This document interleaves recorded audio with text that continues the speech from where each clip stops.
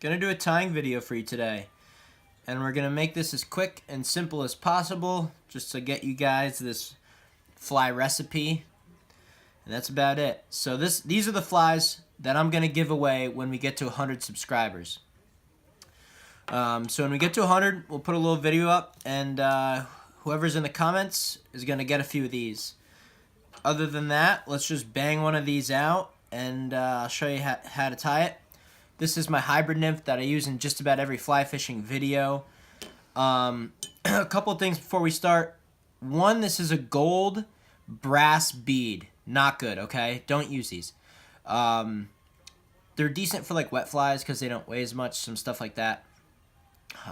Here's yours, but use a tungsten and use like a burnt orange color for this. That's what I find best.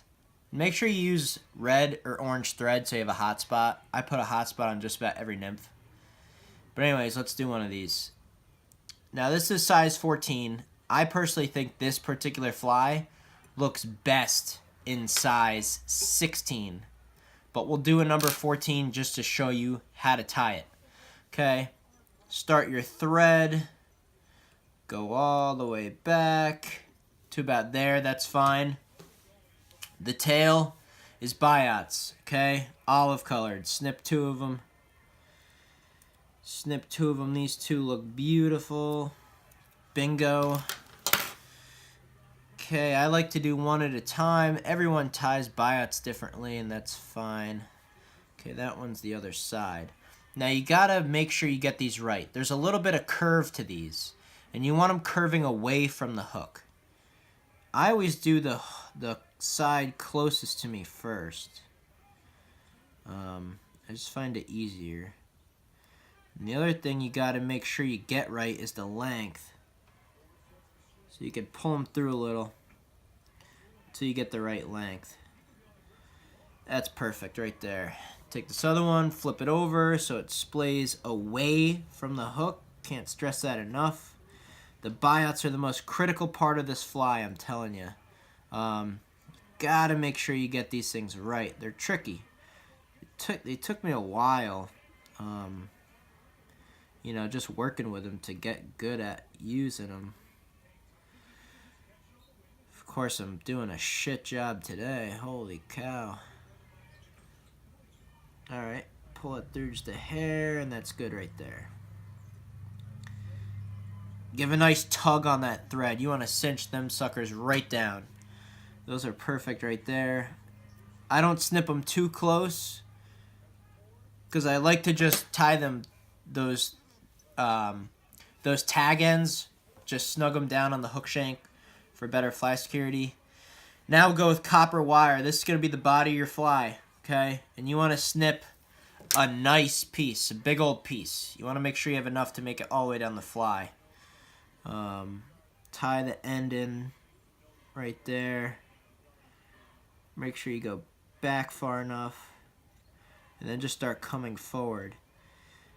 Now make sure you do enough thread wraps here to keep that thread base real consistent as far as the thickness. You can see how you want it to stay like that, otherwise you're gonna get a funky looking body. And then you can make it more gradual at the front. Okay.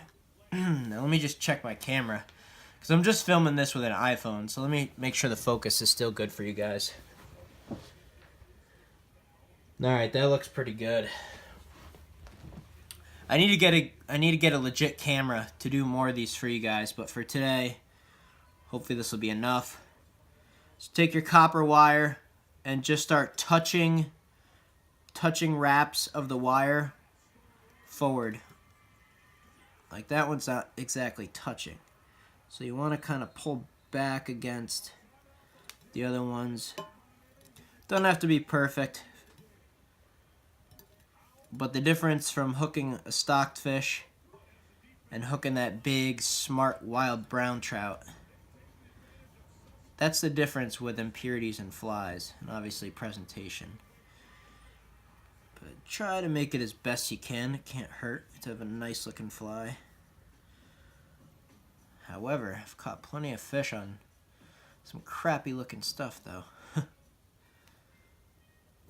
Alright, that's a little bit far. Alright, we'll end it right there. You want to leave enough space for the wing case and everything. So tie off that wire. You know, get a good few wraps in there. I'm a big supporter of, you know, lots of wraps. Just helicopter that wire off, chuck it away, you're done with that. Now I like to take my thread and just even out this front section. Just like that. Make a nice little platform. Good. Okay, turkey feather. You can use turkey feather, you can use pheasant tail fibers, you could use thin skin, whatever you want. This works good for me. I like to cut a nice clump of these, probably 8 to 10 fibers. Cut off the butt ends so you get the nice malleable pieces. Tie them right into that spot. Make sure they're perfectly square on top of the hook. And then take back your thread till you're almost like overlapping that copper wire. So that looks right on the money. Now, got one out here. Lively Legz. Check these guys out if you haven't before. They're out of Pennsylvania. Good group of guys. They make these rubber legs that go on your wing case and make your nymph look like $1,000,000. So that's that. Now this part's critical. You gotta make sure you get your legs oriented nicely. You want thread behind each set of legs. Kind of do some loose wraps, you know, maybe some crossing wraps, and then kind of cinch down a couple in the middle. Perfect. Okay, scissors. Take that last set of legs. You don't need them on a size 16 or 14 or 18. If you guys ever tie a big golden stonefly, you can use all 3 sets of legs. I'll put a video up with that pattern at another point in time. Okay, now dubbing. You can use, I like rusty brown for this. I like olive, and I like golden stonefly color. Today we're going to go with golden stonefly color. Just kind of a nice light brown. I think it looks really good. You gotta be super, super light on the dubbing. I mean, the goal here is to almost just, you know, just change the color of the thread pretty much. You don't want any big, you know, mounds of it or bumps or anything.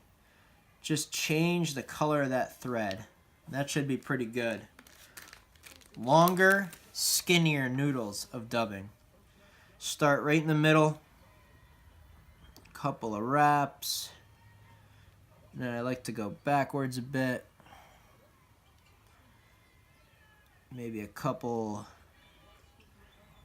crossing ones over that back part. A couple more in the front.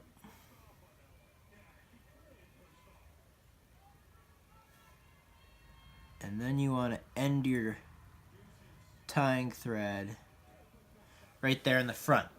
So that's pretty much perfect. Let me just check the camera again real quick.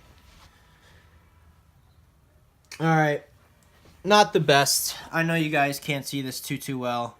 I apologize for that, but just bear with me. Take your feathers, put them forward, hold them down, put your thread around them, and then pull on the fibers just a little bit and get a nice cinch. You want that to be nice and snug. Nice cinch. Cut off these front fibers. Leave like 1/2 inch just to make the whip finish easier. Whip finish tool. Go around the legs.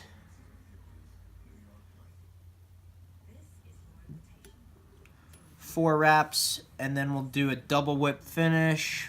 Do 3 more. that builds up a nice hot spot too on your fly. Love the hot spot on every fly. It's always good to have a couple naturals in the box, but these do damage. And then snip off these as close as you can. And then I don't have a loom, light, or anything. I just use this dry and go nail stuff. Find it at a thrift store, 50 cents. And just put a little bit on the wing case. Maybe a little on the copper wire. Snip off a couple random fibers. Other than that, I mean, that's textbook right there. I'll show you guys a little better look at it. Where are we at here? Okay. I mean, that's it right there. That's the hybrid nymph. It does absolute damage. And we're going to give some of these away, so like and subscribe. And as soon as we get to 100 subscribers, maybe you'll be the lucky one. Thanks for watching, guys. I'll see you in the next video.